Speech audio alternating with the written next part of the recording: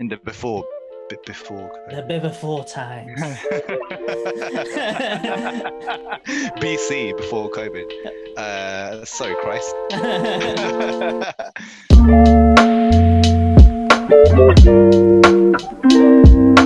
Hey guys, my name is Asuva, And I'm Amesh.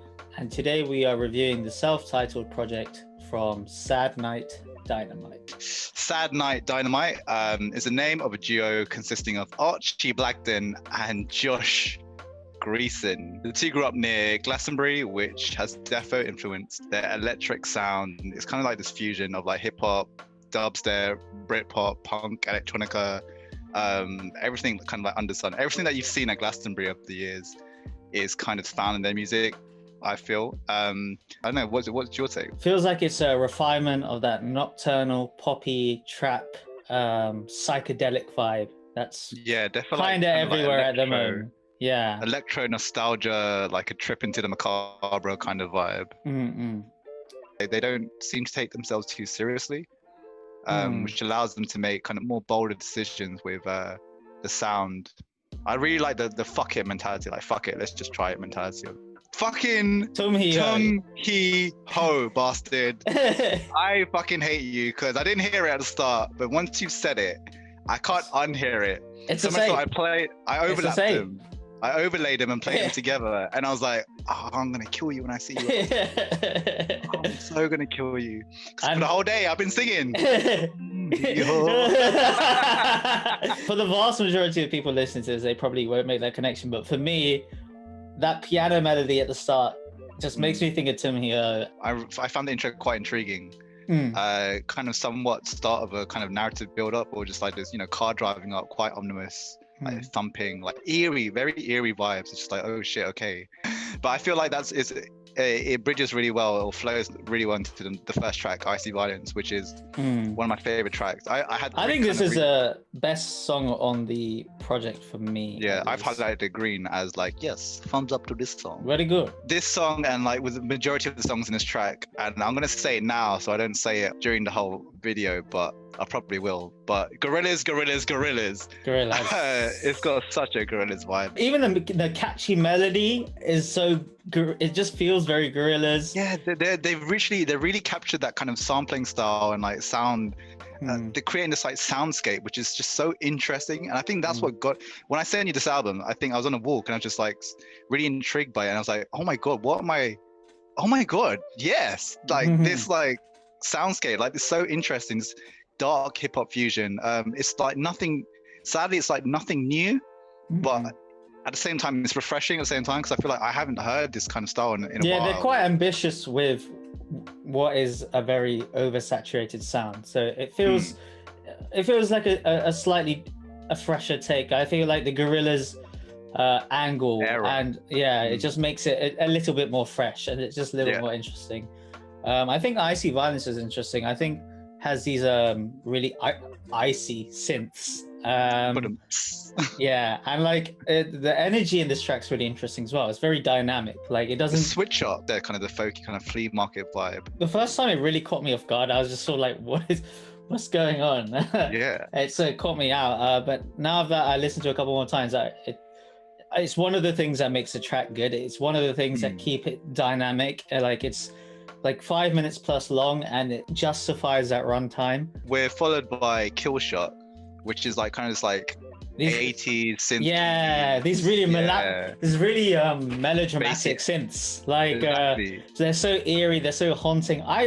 Do you know what it makes me think of? It made me think like I was on like a haunted house ride or something, like going through.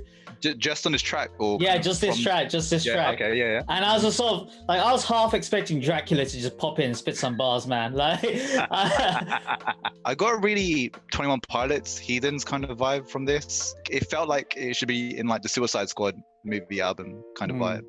But not gonna lie, like after a few listens, I got quite bored of it. Okay. It didn't stick with me like the last one. Going to Mountain Jack. I like the refrain. It was a "Don't cry near me, don't cry near me." I didn't get I think I don't understand it. I don't understand get shit. it. Yeah, But I was like, it's catchy. It's catchy. It's catchy as fuck. It's catchy as fuck. But I was just like, is it a broken home? Is it just into fame? Because there's like still fading superstars echoing. Okay. Like, I'm just gonna lay this out there right now. I got no overarching narrative from any of this. Well, I could tell there was. It starts off with like a car journey, and like there's a lot of like themes of running away from stuff. The album covers them driving into a lake. I could tell it's there, but it just didn't resonate with me at all. Kind of like a dark, I don't know, Alice in Wonderland kind of vibe. I really like the kind of like the simple percussion loop they used in this, like the very clunky like hi-hats and stuff. It just felt, as you said, quite raw. The first switch up where like the beat kicks in and it begins, it gets a groove basically to it. Okay. I like that groovy switch up. I feel like it gave the track a bit of spice. The angry bit at the end, I'm not gonna lie, I don't think it stuck with me because I don't really have an opinion. Yeah, to be honest, I listened to it and I was like, oh, this is cool. Oh, it's done. It just felt a bit undebate. They're like, fuck it, let's just put it in. And if it floats, it floats kind of thing. Didn't float. Didn't float. Mate, it's fucking Joba, mate. Yeah, I quite like the rapping on this. Maybe because it reminded me. Don't get me wrong. I quite like this track Green as well because I'm just like one of my favorite songs. Like it's the kind of like braggadocious track. You know that kazoo melody sounds like it was very Gorillaz to me, and it has these sort of Middle Eastern strings that give the track a bit of texture. Mysterious. Yeah, it just gives it kind of like a bit of spice. I'm calling it a Brockhampton drop line. Like even the vocals are really like Joba. I just like. They did remind me of them too, but maybe just because the whole thing reminds me of Gorillaz. But yeah, that too. Scully, it's got these eerie melodramatic synths. Synths also sound medieval. Like felt like I was at the fucking round table at nighttime. Yeah. What was that? That was a McDonald's theme tune. Oh fuck. I think this is my third favorite track on the album, and I think this was another similar to Icy Violence. It was fleshed out quite well. It's funny that you say kind of medieval because I got like Gypsy Magic, Diagon Alley on mushrooms, like walking around London intoxicated kind of vibe. Diagon Alley on mushrooms. Yeah, mate, that crazy. Just like I think I might be pushing a bit, but I think they're talking about Brexit in this song. You're fucking chatting bullshit. Yeah, and I'm gonna try to push out. Like if you find just like you'd be a great English teacher. Yeah. But what does it mean though? What does it mean? Because there's like, so the lyrics like, if you find yourself a brain, pour it down a drain. He's talking about Brexit, the state of the country, no one's thinking. Like this is the norm, screw thinking, kill the brains. Only mean the playground. There's lines about like buongiorno. Oh yeah. Like, yeah, fuck off, get back, get fuck off with your baguettes, go back to the line. And yeah, it's just this really sad and somber introspective, just like, oh fuck, this is the state of the world we're in right now. What have we done, kind of thing. And all common sense has gone out the window, poured down the drain. But again, like Plastic Beach kind of vibes from. Yeah. Not gonna lie, did not think about Brexit at all when listening to this track. I think I was just. But yeah, it's just the production was nice. Yeah. Mesh, oh my god, it reminds me of Brexit so much. Did you know that lyric means this? Oh my god, what are the connotations? Let's see that. Yeah, production was nice. The next track, I haven't. The Tomiho sample returns. Oh, I hate you. Smirkle. But they actually gorillify it, in my opinion. They Slim Shady it, mate. They basically turn into like a synth line. So I was like, this time I don't mind that Tomiho's in it. The synthy Tomiho and like this old school kind of Slim Shady kind of like simple boots and cats kind of beat in the background. Gave me this like kind of like that early 2000s hip hop vibe. And then it's the last track. It's like an outro track, isn't it? Yeah, and then Muscle Bay, which remind me of Russia. Like old Russia. Is it still part of the overarching Brexit narrative, or no? Just like it just reminded me of Russia for some reason. Just like old Russia, demonic sad, only rains grey. Like this is really just like really sad and just like somber. But I really like the strings that they played out too. I found that. Yeah, I like the strings. I think I feel like the medieval synths sort of come back on this one. That sort of Is sound. that probably what I'm thinking as Russia? Yeah, maybe. Maybe. I don't know what you're thinking about Russia. I don't Mother know why. Russia. I don't know why Brexit came up. I don't know why Russia came up. These are really just some thoughts just playing my mind right now, bro. I don't know why the start of World War III is played out in your fucking interpretation. Coming, guys. Yeah, for it. So, favorite tracks? Favorite track, I'd say Icy Violence was probably my favorite track. Icy Violence for sure, and Crunk. And Scully, but I looked too much into it.